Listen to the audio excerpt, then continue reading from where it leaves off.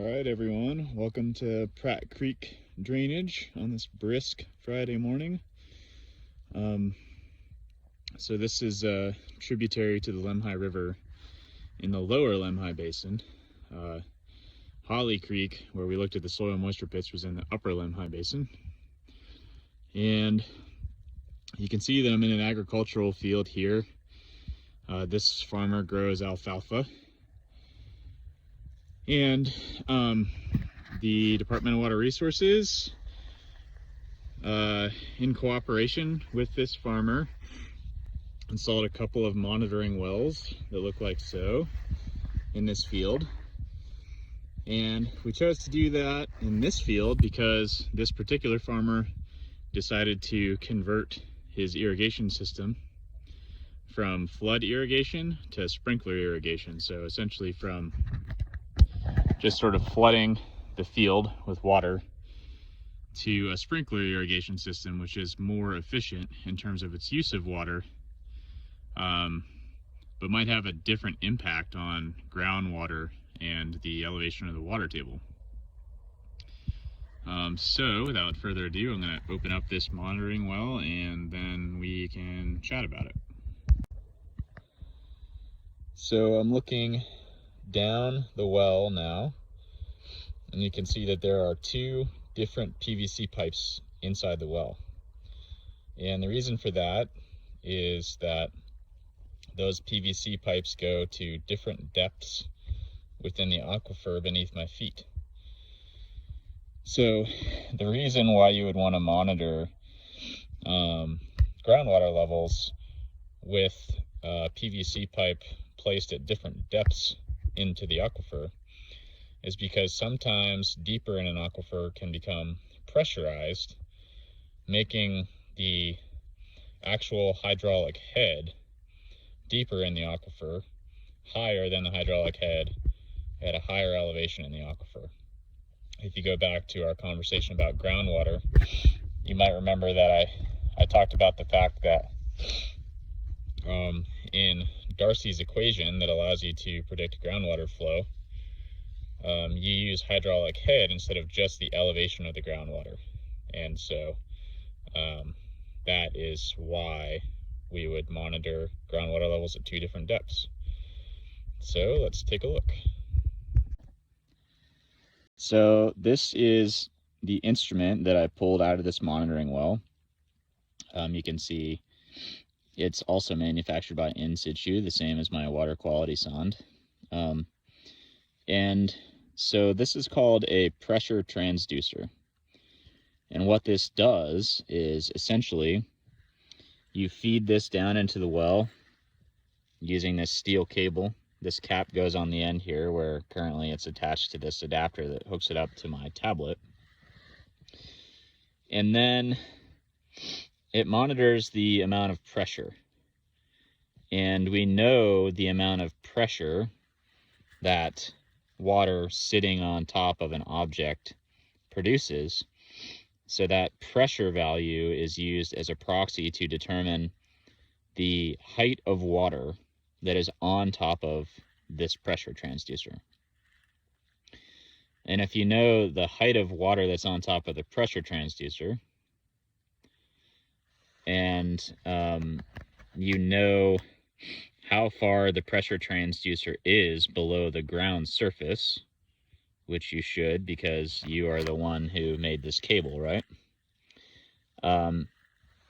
Then you can basically download the data from the pressure transducer and get the depth to groundwater below the ground surface data set that you're looking for. So let's take a look at the data.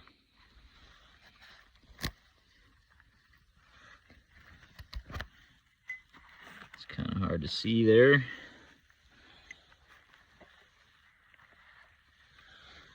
Really hard to see. Sorry, bear with me.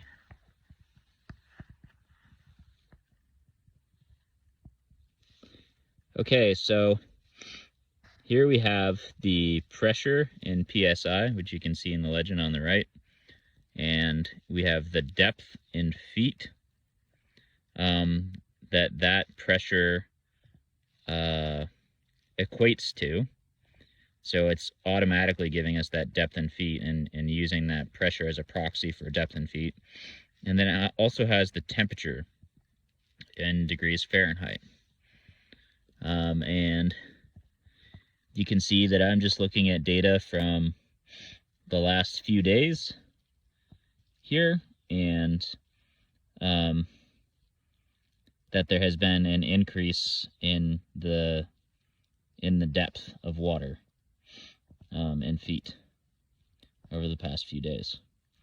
And you can also see the temperature fluctuation here. So it looks like it's fluctuating between 45 and 50 degrees.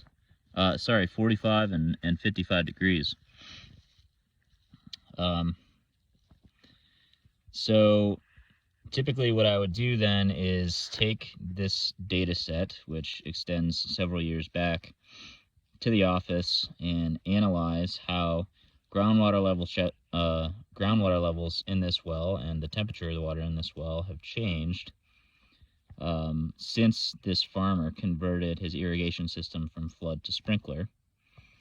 And then I can determine the impacts of that conversion on the local groundwater system here, and begin to infer what the impacts on this local groundwater system might be on the surface water system of the Lemhi River, which is just down valley of this location. Okay, so as with all field measurements, hopefully, the pressure transducers or the automated monitoring equipment has to be calibrated. So every time I come out to the field and collect this data, I use what's known as an electric tape measure, which looks like this. It's a pretty long tape measure in case you have a deep well. I use this to measure the depth to water from the ground surface, or specifically from the top of the casing here. But I know the elevation difference between the casing and the ground surface. So this is a pretty simple tool, actually. You just sort of lower this tape down into the well, or in this case, down into one of these PVC pipes, whichever one you're interested in. And then there's a conductor on the end of the tape measure. And as soon as it begins conducting electricity, which happens when it hits water, it makes what is probably the most annoying sound that you have ever heard. It's pretty much straight out of Dumb and Dumber if you've seen that movie. Alternatively, if you can't hear very well, you can change the setting from the buzz noise to the LED light flashing. And you can also change the sensitivity of the conductor on the end of the tape. So I'm going to drop it down the well and see what we get.